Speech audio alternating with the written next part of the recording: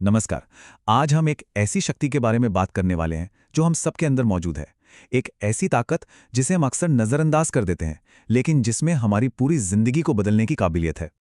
तो चलिए एक सवाल से शुरुआत करते हैं। आखिर किसी इंसान की सबसे बड़ी ताकत क्या होती है? हो सकता है मन में आए शारीरिक बल या पैसा या कोई बड़ा पद। पर जरा सोचिए, क्या असली ताकत इनसे कहीं ज्यादा गहरी नहीं है? यहाँ पे ना दो तरह की शक्तियों की बात हो रही है। एक तरफ है बाहरी शक्ति, जैसे कि फिजिकल स्ट्रेंथ या पैसा, मतलब वो चीजें जो दिखती हैं। और दूसरी तरफ है हमारी आंतरिक शक्ति, हमारे विचारों का बल और हमारे ज्ञान का खजाना। और सच तो ये है कि असली और हमेशा टिकने वाली पावर का सोर्स यही दूसरा वाला है। तो चलिए सबसे पहले और सबसे जरूरी सिद्धांत को समझते हैं।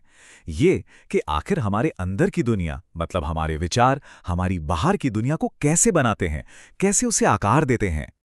सदियों से एक बहुत ही गहरी बात कही जाती रही है, ये कि हमारी जिंदगी का हर अनुभव, चाहे अच्छा हो या बुरा, एक बहुत ही सिंपल सी जगह से शुरू होता है। और वो जगह है हमारे अपने विचार।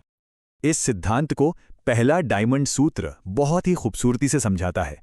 वो कहता है, हम जैसा सोचते हैं वैसा ही हमारा भविष्य बनता है। विचार बीज हैं और जीवन उसकी फसल। कितना पावरफुल मेटाफर है ये, है ना? इसका सीधा सा मतलब है कि हमारे मन में बोया गया हर एक विचार आने वाले समय में एक नतीजे के तौर पर हमारे सामने जरूर आएगा। लेकिन सिर्फ सोचना या विचार रखना ही काफी नहीं है।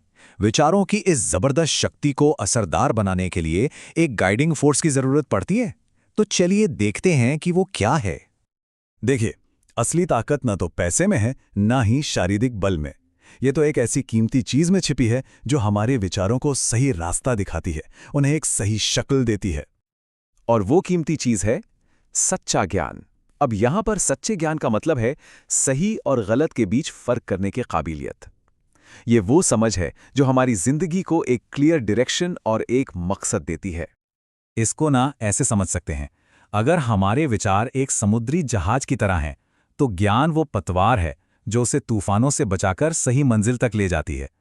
बिना ज्ञान के हमारे पावरफुल से पावरफुल विचार भी बस दिशाहीन होकर भटकते रह जाएंगे। ठीक है, तो अब हम इस फिलॉसफी के अगले लेवल पर चलते हैं। अब हम ये जानेंगे कि कैसे मेंटल कंसंट्रेशन, यानी मानसिक एकाग्रता, हमारे विचारों की शक्ति को कई गुना, मतलब एक्सपोनेंशियली बढ़ा सकती है। जरा सोचिए, अगर हम अपने सारे विचारों को एक ही पॉइंट पर फोकस कर दें तो क्या होगा?